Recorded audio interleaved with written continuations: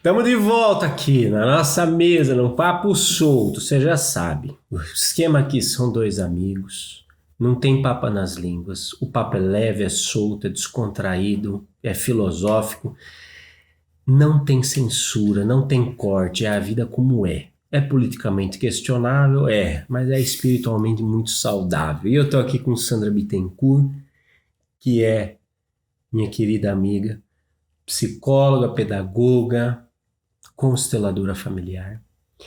E hoje nós vamos falar de mãe, né? Não pode falar mal da mãe do outro, lembra? Nossa, lembra? Falar mal, falar da mãe do outro, Nossa, aí é pesado, hein? ofensa mortal. Isso quebrava a ética do grupo. Ó, papo solto, vem comigo. 'Cause faith and love is all you need. This whole world doesn't see. Someday we could all be free. We could change the world if we would just believe. 'Cause faith and love is all you need. This whole world doesn't see. Someday we could all be free. Yeah, we could change the world if we would just believe. Oh, love is where you are. Just know that love is wherever you are. It will never be too far. Oh, no. Oh, love is where you are. Just know that love is wherever you are. It will never be too far. Oh, no.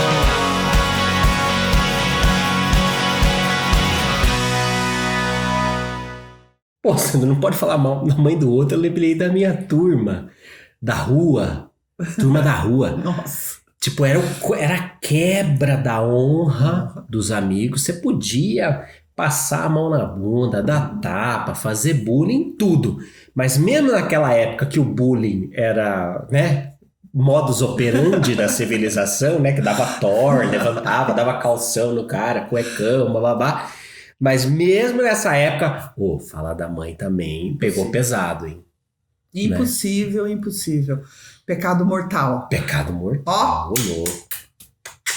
Acabou. Nunca Falou mais. da minha mãe. Morreu. Morreu pra mim. Morreu pra mim. Exatamente. E desvira o chinelo antes que a mãe morra. Nossa Senhora.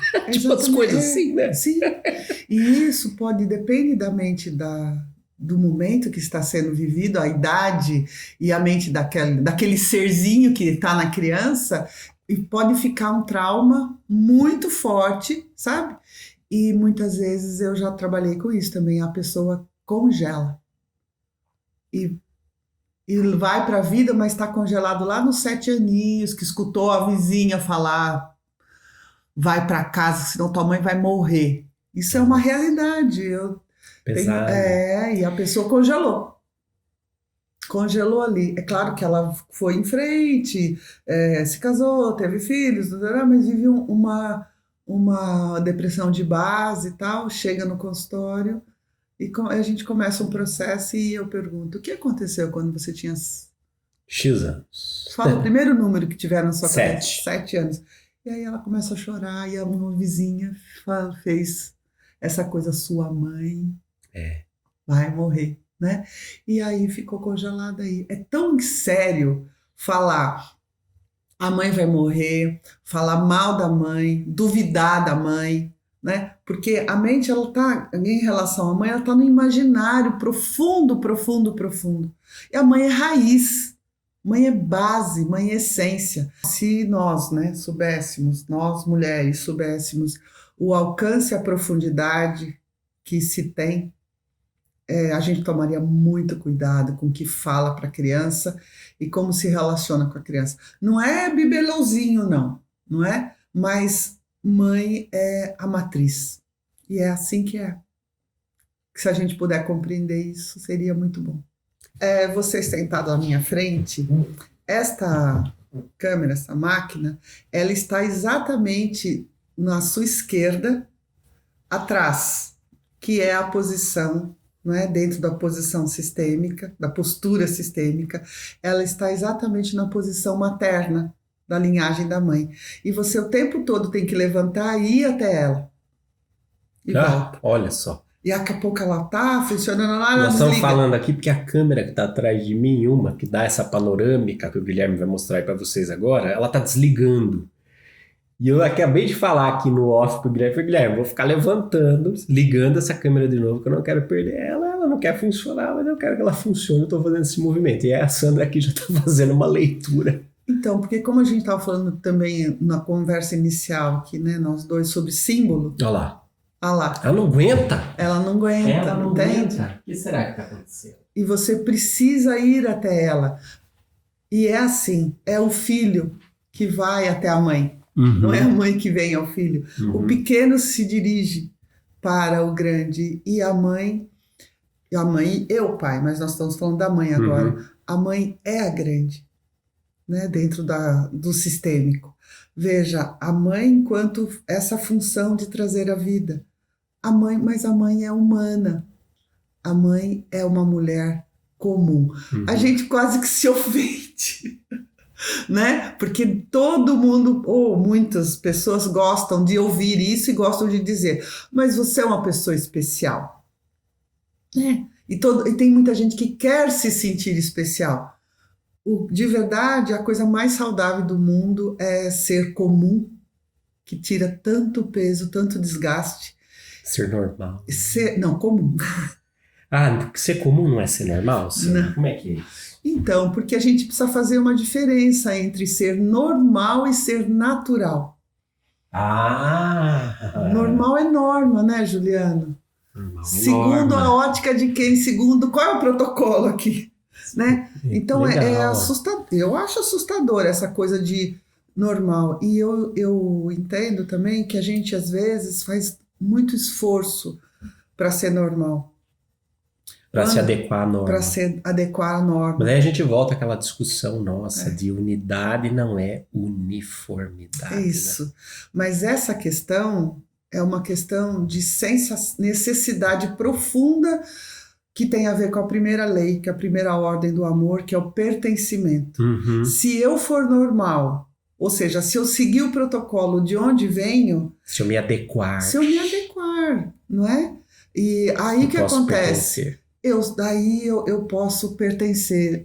E assim, pertencendo, eu me sinto seguro, eu me sinto amado, eu me sinto protegido, não é? Se a gente for lá nos primórdios, como que era estar na floresta sozinho? Né? Pertencer é sobrevivência, entende? E do ponto de vista psíquico, isso é essencial. Sim. Então, ser normal, quer dizer, claro, né? Eu quero pertencer, eu quero fazer parte, isso me dá uma identidade. Principalmente que quando eu não mergulho dentro de mim, eu não sei quem sou. Eu sei que sobe umas coisas estranhas dentro de mim, eu tenho sentimentos estranhos que eu não quero que ninguém saiba, eu tenho pensamentos que eu disfarço, eu faço movimentos que nem eu me percebo, né? Às vezes a pessoa faz um suspiro no trabalho, né, terapêutico, ou tem movimentos corporais e a gente conta para ela, você percebeu o que aconteceu? Você percebeu o que você fez? A pessoa fala, não. Você percebeu que você respirou profundamente? Eu não percebi. E aí, porque ela vive num nível, né, eu falo que vive acima da sobrancelha, né, e o corpo não existe. E o corpo é o grande comunicador da vida. Ele conta, ele é um inconsciente materializado. Mas, olha, estou falando sem parar, mas como é que era a pergunta mesmo? Nossa, o corpo é o inconsciente materializado. Sim. Foi fantástico. Essa fala é do Alexander Lowen, o criador, né, da bioenergética, da análise bioenergética. É que a palavra bioenergética virou, né?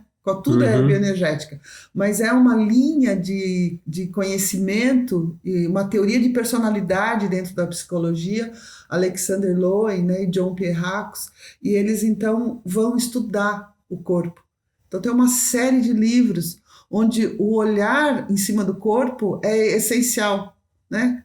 É muito interessante, livros como O Corpo em Depressão, né, O Corpo Traído, Nossa. O Corpo em Terapia. Então nós temos uma cultura onde o corpo foi durante muito tempo apenas aquele que leva a cabeça aos lugares.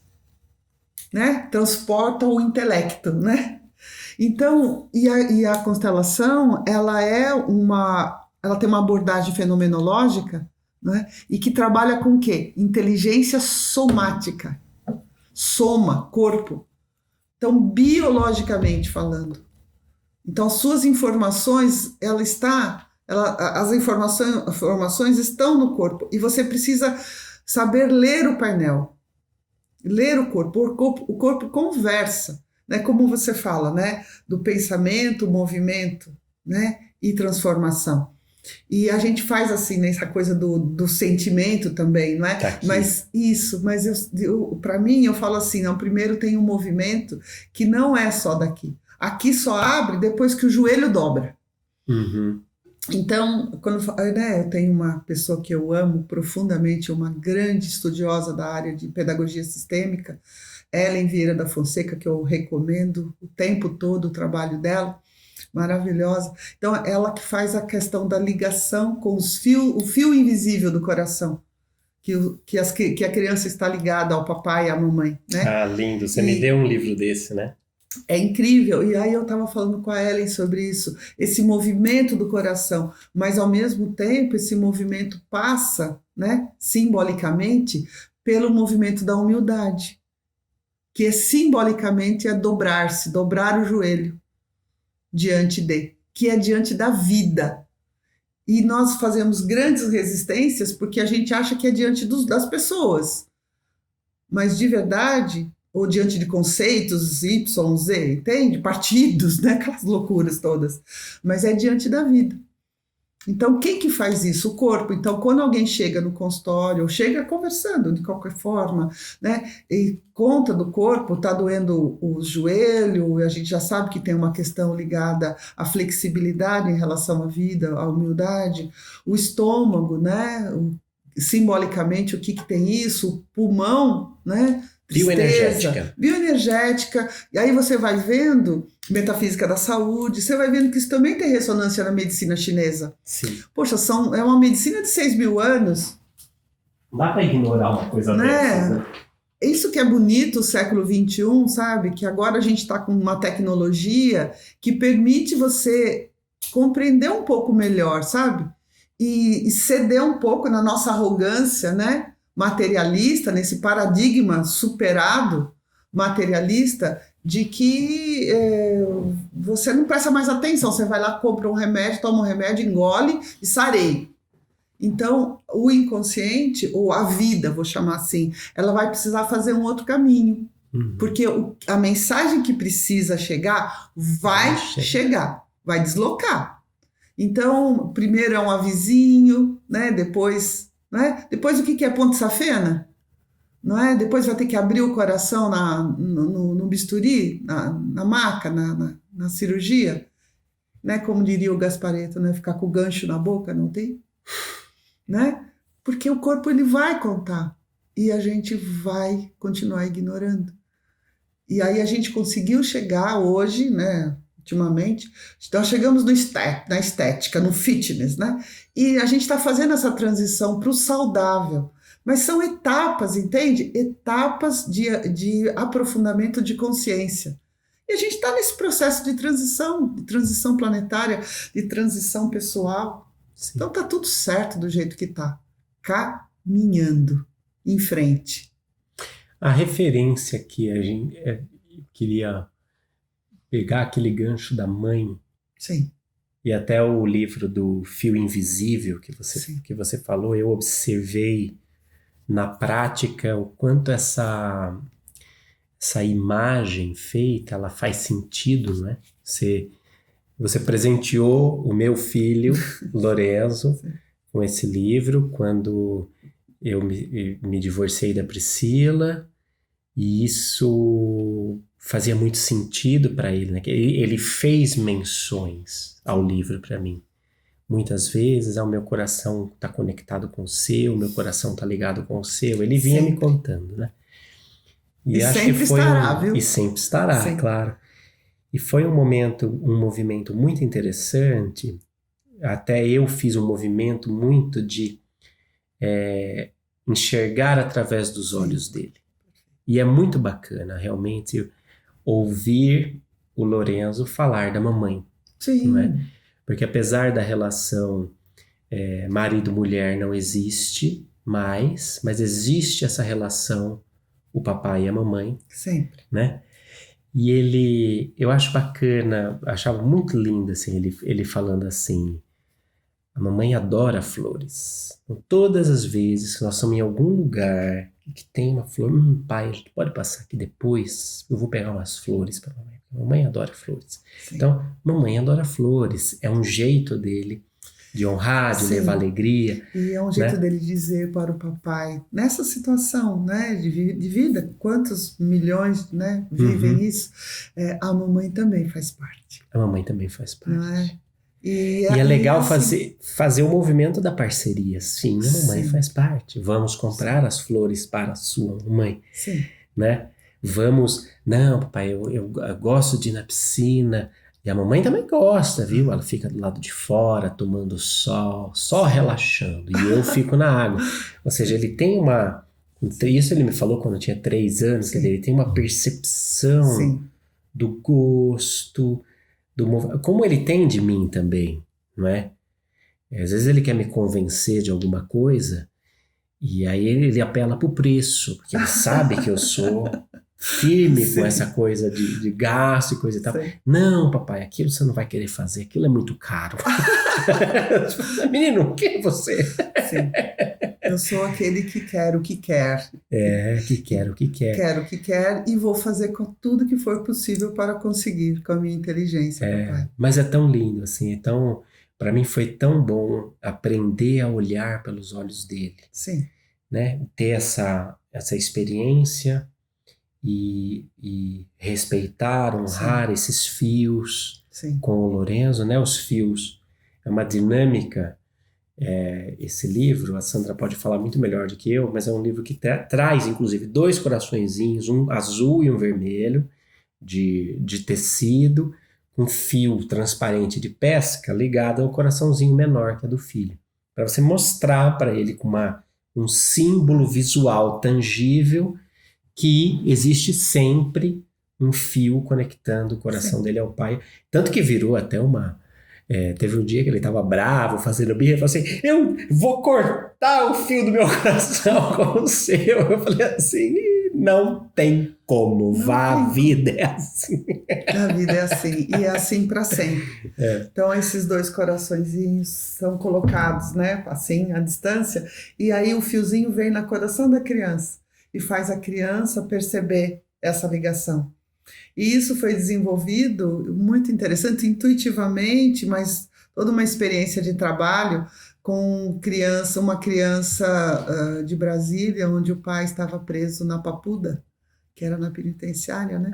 E aquela criança sofria bullying de toda sorte na escola e não queria saber do pai, e assim por diante. E essa grande professora, amorosa professora, teve essa intuição do fio invisível. Nossa, muito intuitivo. E aí o olhar da criança mudou completamente, fez todo um movimento sobre isso e aí começou a implantar esse trabalho. E a criança se transformou na escola. E quando a criança sabe, e todas são, né, ligadas ao fio invisível dos corações, isso não tem jeito, é assim, é só experimentar. Por isso que a gente até fala, não acredita em nada, não experimenta, né? Você se sente, é como se você tivesse nutrido, porque você é 50%, papai, 50% mamãe. E quando você se desconecta disso, ou por questões de vida e tudo mais, você vai perdendo a vitalidade. Perde a vitalidade, perde o foco do desenvolvimento da sua vida. É como se você vivesse à deriva.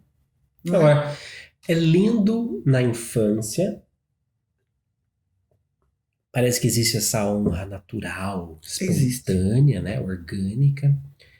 Mas isso muitas vezes vai se traduzir em conflitos complicados à medida em que esse ser que é pequeno já não fica mais tão pequeno, né? Sim. Vira um adulto. Ele sempre será o pequeno diante daquele sistema, mas fazendo aqui um trocadilho, ele cresce, o pequeno fica adulto. Sim. Né? E aí existe sempre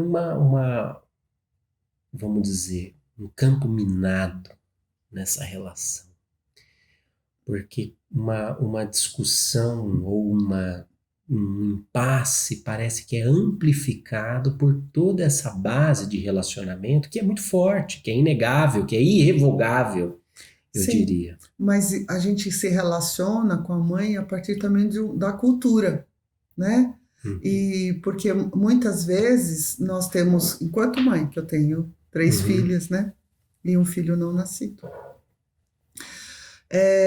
Nós fazemos uma coisa assim, nós nos justificamos muitas vezes porque nós temos a condição de mãe. Fazemos coisas infantis, fazemos coisas que desrespeitam o desenvolvimento deste ser que nos foi confiado, né? Que é o nosso filho, dizendo assim, mas eu sou mãe, não é? E quanto mais a gente tiver consciência da nossa função de mãe, mas dentro do processo da natureza, que é a consciência, né? Quanto mais adulto nós estivermos, melhor condição e papel de mãe nós vamos fazer, porque mãe também é uma função de desenvolvimento, entende? E a serviço da evolução. A serviço da evolução, a serviço da vida, não é? Esse filho, né, tão cantado em poesia, né? Não é seu filho, mas é filho da vida. Tem todo um texto em cima disso, só que a gente só recita. Então vai viver. E aí a gente tem toda essa cultura dramática, né? Que nós somos latinos, né? Porque eu sou mãe. Mas você não é só mãe. Nossa Senhora das Dores. Nossa Senhora das Dores.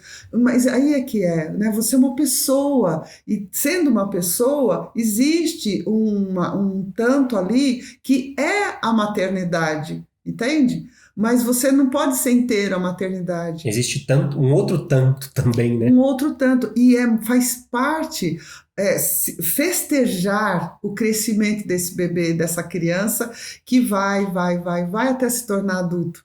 E se ele for, não é? Quer dizer que você de verdade fez o seu papel, a sua função, né? Porque a gente tem um papel biológico, mas a gente tem uma função psíquica importante. E aí o que a gente quer? Muitas vezes a gente não se dá conta que a gente não tem essa maturidade egóica na função materna, a gente quer ficar com a rédea aqui, né? E aí a gente se justifica ainda, né? Falando assim, mas eu sou mãe. Ok, mas vai ser mãe. E você olhou para ele, não é? Não é? Eu tenho 61 anos, minha mãe tem 85. Né? Minha mãe quer saber se eu não posso tomar água gelada, né? Eu não posso botar o pé no chão. Né? Eu vejo que a minha mãe não me vê muitas vezes. Mas é mãe. Mas a gente justifica. Por que não também, na condição de mãe, a gente possa fazer esse movimento de se tornar uma mãe de um adulto e festejar cada conquista, sabe? É muito bonito de ver o desenvolvimento. É lindo. Tem uma amiga, Carla Giacometti, ela falou uma frase uma vez muito linda, logo que o Lourenço nasceu, e eu guardei essa frase. Ela falou, vocês vão perceber que quando nós nos tornamos pais, né? Ela falava em primeira pessoa, falava, quando eu me tornei mãe, eu aprendi a ser filha. Isso. Legal isso, né? Como é que você encara isso dentro da... Porque isso dá uma bidimensionalidade para o ser humano, Sim. Mulher, que ao se tornar mãe, aprende a ser filha no sentido de que vê literalmente na própria pele, no próprio corpo, nos próprios hormônios, a reprodução da geração anterior, e daí compreende talvez a profundidade do amor que foi entregue e que talvez não soube valorizar por falta de patamar de consciência. Mas sempre é falta de patamar de consciência. Né? Quando não se valoriza ou não se reconhece, entende? É da natureza humana. E se a gente se entregar à natureza, a gente consegue fazer que o fluxo da vida venha com mais naturalidade. Então eu estou vivendo uma história semelhante. Eu tenho uma filha que tem um bebê, eu tenho uma netinha, tenho 2 netos, né? Mas especificamente essa filha, a minha netinha fez 1 aninho, né? Agora, de dia... Nossa, você está vivendo o epicentro do Exatamente. conceito de mãe, porque sua mãe ainda está encarnada, Sim. você é mãe, e a sua filha é mãe. Sim, eu tenho Você- 2 filhas que são mãe, né? 2 filhas são mães. Sim, e esta filha, ela me fez um depoimento agora, né, há pouco tempo, sobre essa condição. E aí ela pôde revisitar a infância e Uhum. ver a mãe. E eu achei uma foto nos álbuns, onde eu estou no tanque, literalmente no tanque de lavar roupa, com um balde vermelho enorme de fraldas de pano naquele tempo, né? Porque minhas filhas têm 40 anos, 38, né? 36, 35 anos. Você estava na merda, literalmente. Literalmente. Foi muito difícil mesmo, mas foi necessário. E aí e a gente pôde conversar meio que nessa quarentena, assim, né? No WhatsApp, em ligações todo mundo junto, poder olhar para essa condição de mãe. Então, mãe, como que você viveu isso? Como você passou isso? Como você suportou tudo isso? Né? E aí você vai se dando conta da sua própria força e o que essa condição de mãe te leva. Entende? Da maestria que você desenvolveu de mexer com merda, Sim, transmutar, suportar o cheiro em prol de ver a renovação. Porque essa era a fralda de pano, sim, não é? A sua faculdade de psicologia começou naquele tanque. foi, com certeza. Naquele tanque Com começou certeza. a faculdade de psicologia, certeza. porque é o que você faz hoje. Eu certeza. fico pensando assim, a gente falou no outro vídeo do quanto a gente acaba ficando parecido Sim. com os pais, com a mãe e tal, né? E o meu pai, ele tinha uma sina, assim, a gente teve umas discussões quando eu estava no colégio, mais ou menos chegava, comia alguma coisa quando chegava do colégio à noite, largava a louça na pia. Nossa, ele ficava louco da vida de manhã. Ele falava assim, eu quero chegar para fazer o café, eu quero isso em ordem. Sim. Eu deixei em ordem. E tal, bom. E quem sou eu hoje, o chato que não quer ver louça Nada na pia. na pia? Não é? Sim. Reproduzo. E ao mesmo tempo observo. Você lembra como você ficava bravo? Provavelmente igual, exatamente igual a ele, né? Agora, provavelmente assim, eu observo nisso realmente o princípio de correspondência nessa coisa da fralda, da louça. Eu gosto das coisas no lugar. Sim. Né? E eu falo que não tem nada melhor para uma crise mental de ansiedade do que lavar uma louça. Eu sou a pessoa que cozinha e quando eu terminei de cozinhar, a louça que eu usei para cozinhar já está lavada. Sim. Por quê? Porque eu não tenho a facilidade de esperar o tempo do fogo, eu quero acelerar. Então, hoje eu aprendi a cozinhar com o fogo baixo, Isso. a ser amigo do tempo, porque Isso. eu uso a louça.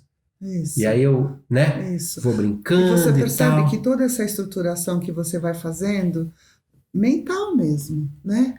Com reflexo profundo no psíquico, tá certo?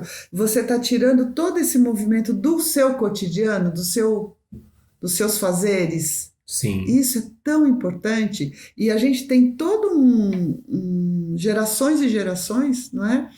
Onde esse trabalho doméstico, esse trabalho do cotidiano foi desprezado. Sim. Tá certo? E era aquela coisa assim, aquilo é coisa de mãe, né? E a mãe, até a mãe tirava o filho do trabalho muitas vezes. Não, quero que você estude, né? Eu quero que você estude, quero que você seja alguém. Deve ter ouvido muito isso, né? E com essa É uma mensagem tão ruim aí por trás, né? Porque olha, né? eu não sou ninguém. Pois é. Eu tô presa dentro de casa. Sim, e tal. pois é. Quando você fez, né? E a mãe, né, Sandra? Né? Então, como a gente, na escola, né? Eu dei aula na Roseira, um bairro de sítio aqui em Jundiaí, maravilhoso. E a gente fazia aquelas enquetes com as crianças, né? Preenchendo as coisas. Peraí, Profissão... Sandra, Você viu que você não voltou mais lá, né? Depois que eu falei o que era, que parou. Sim. Não, ela continuou Sim, travada. você viu que você não foi mais. É isso que eu falei. Tu não trabalha, chega uma hora que você aceita. Tá bom. Sim. Chega uma hora que você aceita. Aceita, exatamente. Tava falando da roseira. Lá. Então, da roseira era muito legal, porque você pergunta, né? Qual é a profissão do papai? O que o papai trabalha no quê? A profissão do papai, a pessoa fala, né?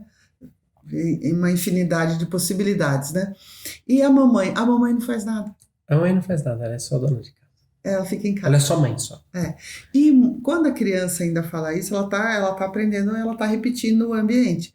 Mas muitas mulheres,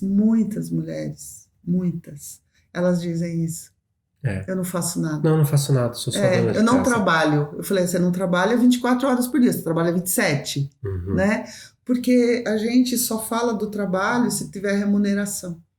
Então, é muito importante também, eu acho que a gente pode fazer um link, pensar sobre isso, essa questão da mãe, ela ganha, é como se ela ganha, aquilo desse uma identidade para a mulher.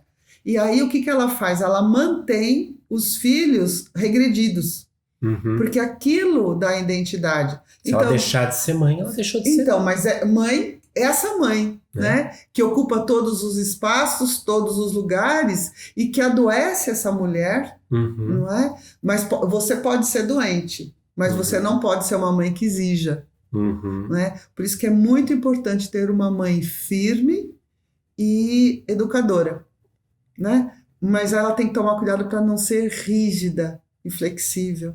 Porque muitas vezes a mãe se torna assim. Mas cada um também tem a mãe que necessita, que precisa e assim por diante. Mas essa questão da mulher é muito importante, que esse trabalho do cotidiano, ele é fundamental. Mas ele não é o trabalho só da mãe, ele é o trabalho de todos. Porque a casa, ela estrutura a família como um todo. Então essa quarentena nos coloca nessa condição. E a mulher está repensando tudo isso. Não é? E se ela toma esse lugar de mãe, 27 horas por dia, não é? E esse filho que é tudo para ela não compartilha esse filho, ou ela não fala o nosso filho, ela diz o meu filho. Não é? E nesse lugar é um lugar que de verdade deixa ela regredida, deixa o filho regredido e deixa o pai excluído. A gente vai falando, vai juntando um monte de pedaços do assunto, né? E eu fico refletindo sobre isso, esse papel, esse lugar da mulher que é tão importante e ao mesmo tempo esse lugar do fazer as coisas do cotidiano e essa estruturação. Sim. Aliás, bom, eu sou filho de uma mãe que trabalhou a vida toda também fora de casa, vamos dizer assim, né? Não só dentro de casa, fora de casa. Ou minha mãe sempre inventou uma coisa de coxinha para a escola onde eu estudava, vender sorvete, né? A minha casa foi um tempo a casa que tinha sorvete, lembra que você batia? Comprava sorvete de massa. Que delícia! No copinho e tal. Como trabalhou em loja de conveniência, em indústria, em tudo que você puder imaginar. Né? Dinâmica. Pegava, sei lá, lembro da minha mãe com as bolsas do Garfield, costurando à noite e tal, sempre fazendo um bico. Então ela sempre teve essa coisa de também trabalhar por remuneração, não só no trabalho da casa. Mas você percebe que essa dinâmica, esse traço, né? Você percebe como você traz isso? É uma forma de trazer a sua mãe em você. Sim. E é assim que os filhos seguem a vida. Agora, o que eu trago da mãe e o que eu trago do pai. Sim, o que eu trago da mãe e o que eu trago do pai, né? Ao mesmo tempo, meu pai acordou 5 horas a vida toda e hoje me pego acordando 5:30. Falava assim, nossa, meu Deus do céu. Né? Meu pai saía para trabalhar às 6:15. Então, quando ele saía para trabalhar, ele batia na janela do meu quarto para dizer, levanta que tá na hora da escola. Eu ia entrar só 7:30, ou seja, a vida dele já tinha começado, já tinha tomado café, já tinha feito um monte de coisa. Hoje eu me pego acordando 5:30. Assim, é muito lindo isso. Tô ficando velho, sim. É muito lindo, porque assim, meu pai batia na janela para dizer, levanta, tá na hora de você se mexer, vamos dizer assim, vai pra escola. Tem isso, essa é a nossa leitura, mas a gente vai dizer assim, filho, eu estou aqui. Filho, vamos pro mundo. Isso, né? E eu estou aqui, eu também faço parte. né? Mesmo que você não me veja, porque eu estou atrás da estou janela. atrás da janela, né? Tem a cortina e você estava dormindo, ele sinalizava a presença dele através desse movimento. Então, olha que coisa linda, né? É um pai que no silêncio, não é? E knock, knock. Com o toque-toque da janela, ele se fazia presente. Sim.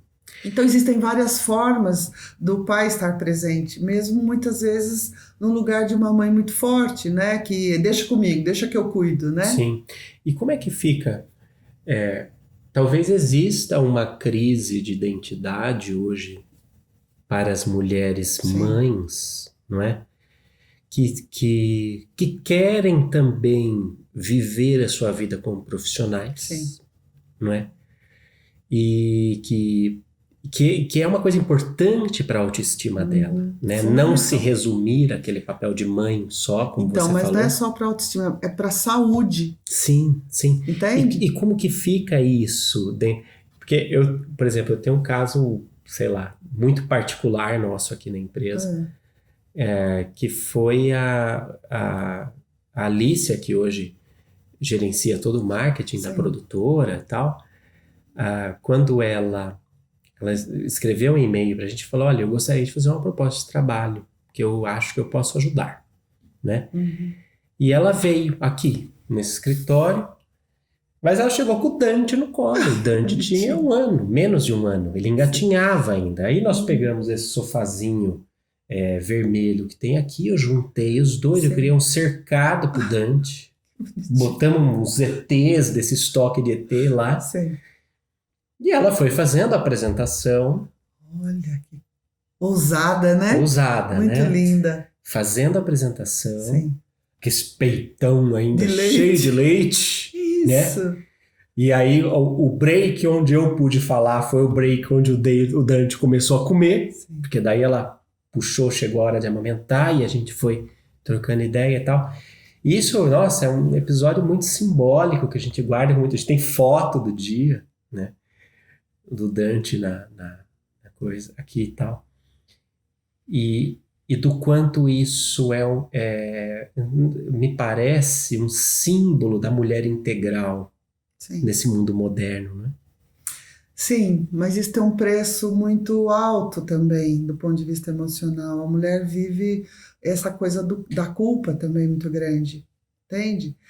Por isso é tão importante trazer o pai, não é? Mas também o olhar de empresas como a sua, empresários como você, porque ainda não é o que se vê aí fora, não é? A maior dor é forte, a gente vê nos olhos, no olhar mesmo, não é? Quando você não pode estar de verdade ali. Mas o que acontece? As gerações mais de agora são criadas para a carreira. Sim. Mas existe um interno que vem a maternidade, o desejo dessa maternidade.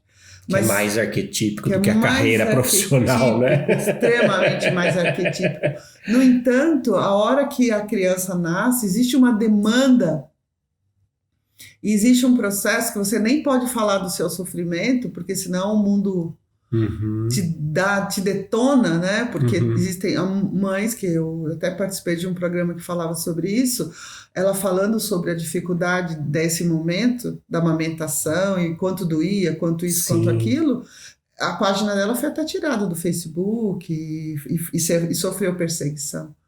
Quer dizer, é preciso que a gente encontre esse meio do caminho, esse meio termo, onde eu possa ser mãe e eu posso também ser profissional. Mas veja, não dá para ser mãe e profissional trabalhando 12 horas por dia. Certamente. Por isso a mudança da sociedade, por isso a mudança de mentalidade, né? Mas quando encontra um lugar, um espaço onde isso é possível, e ela também criou esse espaço dentro dela. Certo. Né? Claro. Quem já não viu, né? O professor com a aluna, com o bebê, e o professor com o bebê no colo e o professor dando aula. Isso viralizou, né? E você sabe que isso me lembra a frase de uma pastora australiana. Olha eu com com as minhas multifacetas. Sim. Ela é uma worship leader, cantora. As músicas dela rodam o mundo, ela é fantástica. Darlene Zschech. Ela é australiana, ela tem 3 filhas. E certa vez eu vi uma frase dela que eu amei. Ela falava num documentário assim: todos os grandes projetos, todas as grandes realizações, tudo que eu fiz com uma criança nos meus braços. Sim. Eu tinha uma criança no meu colo, eu tinha uma filha no meu colo. Ela fala, de um jeito de dizer assim, ser mãe nunca foi um impeditivo para mim, para realizar, para me lançar. E eu tô falando de uma mulher que depois daquele, que olhou para Ruanda, por exemplo, na África, depois daquele massacre, né, daqueles problemas, daquela guerra étnica, Sim. e foi para Ruanda com um filho pequeno, Sim. né, um marido e filho pequeno, e foram. Eles criaram um projeto que chamava Hope Ruanda. Sim. Então eram 100 dias de esperança, porque havia sido durante 100 dias aquele massacre mais pesado em Ruanda, que dá para ver naquele filme Hotel Ruanda, que foi terrível, né?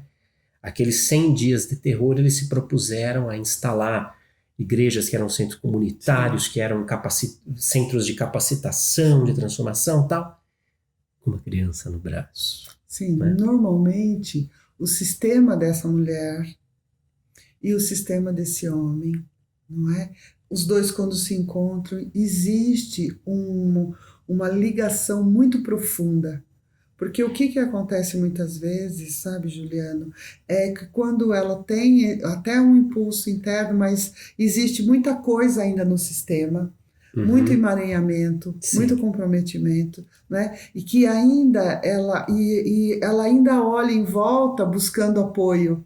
E o que ela encontra são olhares de condenação: você não dá conta, vem cá, se não sou eu para te ajudar, você não consegue, agora você está condenada, e aí esse é seu destino, e assim por diante. Então ainda existem muitas coisas na mente feminina que é como se ela tivesse que, sabe, matar 5 leões por dia, né? E hoje a gente não quer matar ninguém, a gente quer mais conviver com o leão, e, né? É de outra forma. É extremamente pesado para a mulher, porque esse período da maternagem é muito difícil e muito pesado. Por isso que ela precisa dessa rede de apoio e precisa deste homem. E precisa deste pai. Não um pai para dizer pai da criança. Não para dizer, não, você não faz tão bem como deveria, deixa que eu dou banho porque eu que sei fazer, né? Não, é um homem que permite com que essa mulher materne essa criança. Entende? E aí, nesse sentido, por isso que a gente precisa dos dois. Sabe? Porque senão a mulher, ela vai entrar num processo de ser super-heroína, e depois ela vai querer compensação, reconhecimento em cima disso. Sim. E vai fazer todo um processo onde a gente que, né, trabalha muito com essa questão do desenvolvimento infantil e assim por diante, o que a gente vê são crianças que têm muita dificuldade com vínculo depois. Tá certo? Porque não adianta, sabe? Nós somos mamíferos. E nós somos seres da natureza. Então, a natureza é assim.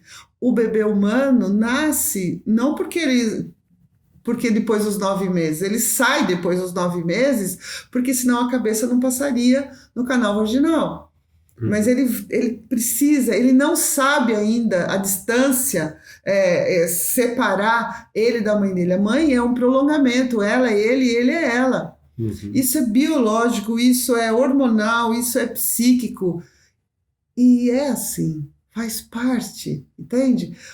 A gente compreender isso e poder formar situações onde a gente de verdade possa lidar com isso e continuar produtiva. Não produtiva 12 horas por dia trabalhando, que feito uma doida, como a gente já viu tantas vezes, crianças na escolinha, né, infantil, né? Criança que era entregue às 6 horas, 7 horas da noite e que voltava no dia seguinte com a mesma fralda. Então a gente tem extremos, né? Sim. Extremos. Então, mas o que eu quero dizer de verdade é que quando a gente olha para a criança sem a dramatização, o dramalhão, eu sou mãe, né? Uhum. O meu bebê, né? Mas olha como um ser em desenvolvimento, onde ele precisa de atenção, precisa desse olhar afetivo, carinhoso, mas ao mesmo tempo não pode ser um sufocamento onde eu sou exclusivamente para você e não existe mais nada que eu possa fazer. E fica tudo muito misturado. Entende? Então, para que você possa exercer essa função materna de uma forma que você não seja uma violência, inclusive na sua condição de feminino, não é? Você precisa estar muito bem com as mulheres e as mães que vieram antes. Então, você vê que ali tem a sua mãe, tem a sua avó, tem a sua bisavó. Existe toda uma linhagem de mulheres. E nesse fluxo dessa linhagem de mulheres, a força também te toma. E você pode ser mãe de uma forma saudável e equilibrada. Não precisa ser a mártir.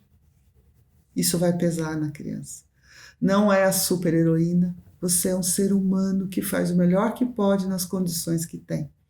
Entende? E tá tudo bem. E tá tudo certo.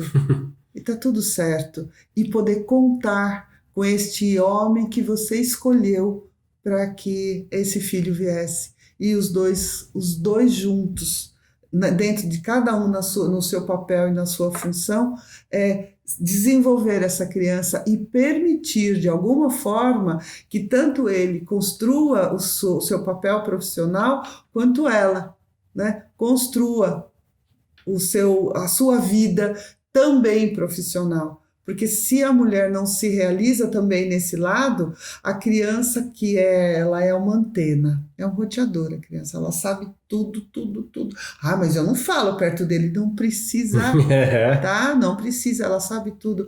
E a criança começa a querer alegrar a mãe, começa a querer curar a mãe, começa a querer cuidar da mãe. Aí nós temos uma inversão de papéis, que é a segunda lei, que é a hierarquia. O grande cuida do pequeno, não ao contrário.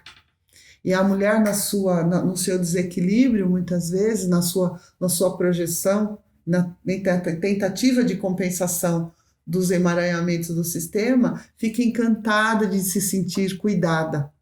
Então, em vez de buscar a força nas grandes e nas mulheres que vieram antes, vai buscar esse cuidado, alguém cuida de mim, e aí quem cuida dela é o filho, e aí a gente passa a ter essas inversões.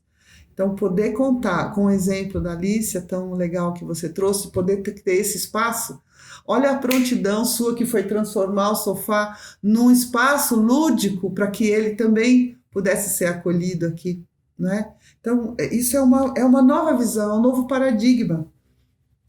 E eu acho que isso é muito importante, só a gente constrói isso em nós.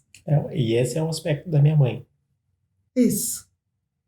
É um aspecto onde veio um pouco essa parte da minha mãe que eu trago, montou, que a minha mãe é a pessoa que... Proativa, né? E da papinha, do o famoso mexidinho de ovo. Sim. Que aí você passava aquela rapa na geladeira, tudo que tava em tepuerzinho sobrando virava aquele arroz com tudo. Aí não tem nada para comer, de repente tem um monte, né? Nossa, eu lembro de uma prima minha que tinha uma condição melhor, assim, financeiramente. Ela falou, não, mas nossa, a tia Cris faz uma comida maravilhosa. Aí a minha tia falou, Cristina, que é essa comida que você faz? Ela falou assim, ó, Thelma, são 2 ovos mexidos, arroz e o que tiver sobrando na geladeira vira ali. Francês, né? Restauranté. Aliás, o Lourenço, outro dia, para matar essa, ele vira para mim e fala assim, pai, eu quero comer aquela comida que a sua mãe faz. E eu falei, meu Deus, filho. E eu assim, filho, mas que comida é essa? E ele falou assim, é uma que se chama papinha. Eu falei, não me diga. E como é que se faz essa papinha? Não, é muito simples, pai. Você pega o arroz, o ovo, a carne, mistura tudo. E vira a papinha. E vira a papinha. Ela quer comer uma papinha? Muito linda, né? Tudo misturado com colher. Muito lindo. Mas eu quero falar a última coisa, talvez, sobre a questão da mãe, que é uma fala, assim, sabe? Da constelação. O sucesso tem o rosto da mãe. Eu ia te falar, porque era o fechamento do nosso vídeo. Mãe é o quê? Mãe é... Mãe é o sucesso, mãe é a prosperidade, mãe é a fartura, entende? Mãe é a profissão, né? Porque o pai é a força que vai para o mundo, né? A mãe é a forma. A mãe é a forma, porque a mãe é a expansão, né? E muitas vezes a gente tem a gente vai e não consegue realizar muitas vezes, né? Ou então a gente tem um baita de um preparo, mas falta força. Então essa composição é que faz toda a diferença do mundo. Então a mãe tem esse aspecto, a mãe é o sucesso, a mãe é a realização. A realização. Né? Pai é a força, mãe realiza. Pai é a força que inicia, mãe a realização, a forma que realiza. Isso. E aí você pode se projetar de verdade nesse sentido. Aliás, isso tem muito do símbolo do princípio masculino e do símbolo do princípio feminino, né? O masculino como a pirâmide para cima, a ponta da lança. Exatamente. E o feminino como a pirâmide para baixo, o útero, que dá forma. E toda briga, sabe, que muitas vezes a gente se dá conta na mente, é porque a gente não olha com olhos de ver as leis da natureza e que tem a ver com o pai e mãe. Então, honrar pai e mãe é exatamente isso. É tomar a vida que veio através deles, não é? Do jeito que é. E a humanidade desta mulher, não é? E a humanidade desse homem, você olha. Você fica com o que eles trouxeram para você, que é a vida. Não é? E a mãe expandiu a vida e permitiu que você chegasse. Tá certo? Você veio porque ela disse sim à vida. E muitas vezes você fica anos na terapia porque você insiste em dizer não. Não é? Ou você não chega nem na terapia, mas você passa uma vida dizendo não. Porque isso, porque aquilo outro. Então, muitas vezes na vida, o que a vida nos ouve é fazendo mimimi.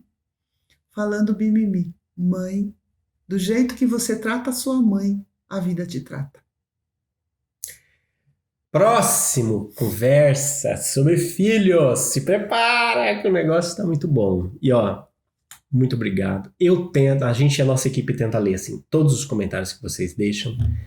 Muito bom, né? Baliza muito do trabalho que a gente faz. Comente, deixe sua percepção. Se fizer sentido para você, compartilhe também, né? Nós precisamos de fato aprender a trazer esses assuntos para a pauta, porque muito de nós precisa ser curado interiormente, precisa ser ressignificado. E o processo é começar a falar disso sem tabu, sem trava, num papo solto, que aparentemente é despretensioso, mas tem um objetivo muito forte. Eu e a Sandra vemos você no próximo programa.